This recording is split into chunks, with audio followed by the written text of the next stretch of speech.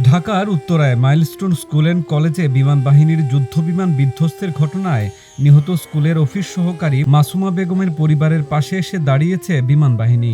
মাসুমা বেগমের সমাধিতে শ্রদ্ধা জানিয়ে পাশে থাকার অঙ্গীকার করে প্রতিনিধি দল।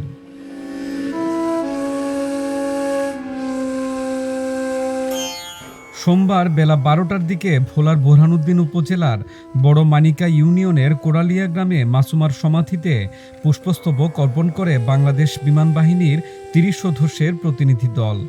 তারা পুষ্পস্তবক অর্পণ শেষে কবর জিয়ারত ও দোয়া মোনাজাত করেন। পরে মাসুমার বাড়িতে গিয়ে স্বজনদের সঙ্গে কথা বলে সমবেদনা জানান। এ সময় বিমান বাহিনীর রাডার ইউনিট বরিশালের সহ অধিনায়ক উইং কমান্ডার সরোয়ার জাহানের নেতৃত্বে প্রতিনিধি দলটি কথা বলেন মাসুমা বেগমের স্বামীর সঙ্গে।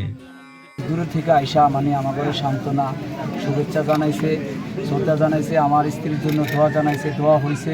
বিমান বাহিনীর পক্ষ থেকে অনেক সহযোগিতা, ভবিষ্যতে সরকার পাশে থাকবে এরকম একটা সান্ত্বনা আমার দিয়া গেছে। আমার ছেলে সন্তান দিনদার বানামু, মানুষ বানামু, লেখাপড়া বানামু, এরকম একটা সহযোগিতা সরকার আমার পাশে থাকবে। বিমান বাহিনীর পক্ষ থেকে যদি আমার পাশে থাকে তাইলে আমার সবচেয়ে আমি খুশি হব। শুকর আলহামদুলিল্লাহ।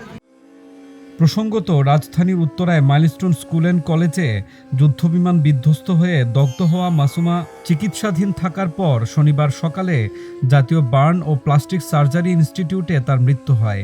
নিহত মাসুমা মাইলস্টোন স্কুলে অফিস সহকারী হিসেবে দায়িত্বে ছিলেন। গতকাল রোববার ভোররাতে তার মরদেহ গ্রামের বাড়িতে পৌঁছায়। পরে সকাল ৯টার দিকে মোল্লারহাট গ্রামে পারিবারিক কবরস্থানে তার দাফন সম্পন্ন হয়।